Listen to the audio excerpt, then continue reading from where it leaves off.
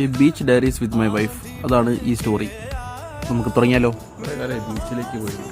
ബീച്ചിലേക്ക് പോയതോ?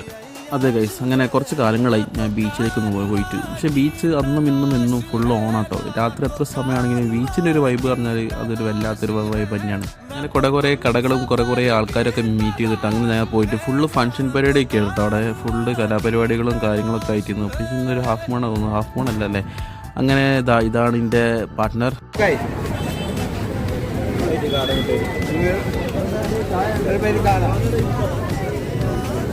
അങ്ങനെ ഞങ്ങൾ നേരെ കഴിച്ചത് ഒരു കടുക്ക ഫ്രൈയും ഒരു കല്ലുമ്മക്കായ കഴിച്ചു. പിന്നെന്താ വെച്ചാൽ മറ്റേ കോളിഫ്ലവർ പൊരിച്ച്, അതൊരു അഡാറായിട്ട് കേട്ടോ. നല്ല ചുകാന്നുണ്ടായിരുന്നു സംഭവം. പിന്നെ കുറേ ഫാൻസി ഷോപ്പും കാര്യങ്ങളും അങ്ങനത്തെ കുറേ കലാപരിപാടികളും പിന്നെ ഇങ്ങനത്തെ ബലൂണും ലൈറ്റും. പിന്നെ സ്വാമി എന്തിനാ ഇങ്ങനെ കറക്കുന്നൊക്കെ മനസ്സിലായില്ല. സംഭവം ആരുമില്ല, ചിലപ്പോൾ ആരും വരാനായിട്ടായിരിക്കും. വരട്ടെ എന്ന് വിശ്വസിക്കുന്നു.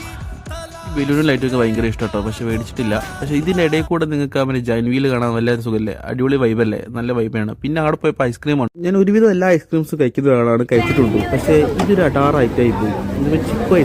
ചിക്കു കഴിച്ചിട്ടുണ്ട്, ചിക്കു ജ്യൂസ് കഴിച്ചിട്ടുണ്ട്. ആദ്യം ഒരു ചിക്കു ഐസ്ക്രീം കഴിക്കുന്നത് ആദ്യമായിട്ട്. കുറച്ച് സമയം ഞങ്ങളവിടെ എൻജോയ് ചെയ്ത് ആട്ടും പാട്ടും കാര്യങ്ങളും വൈബും ഒക്കെ അന്വേഷിച്ച് നേരെ വീട്ടിലേക്ക് പോകാനുള്ള ചടങ്ങായി. നിങ്ങൾ ഈ കാടമുട്ട കണ്ടു ഗൈസ്, ഇത് രണ്ടാമത്തെ ബക്കറ്റാണ്. അപ്പോൾ ഫസ്റ്റ് ബക്കറ്റ് എപ്പോൾ കഴിഞ്ഞിട്ടുണ്ടാവും. അപ്പം അങ്ങനെ ഓക്കെ, ബൈ.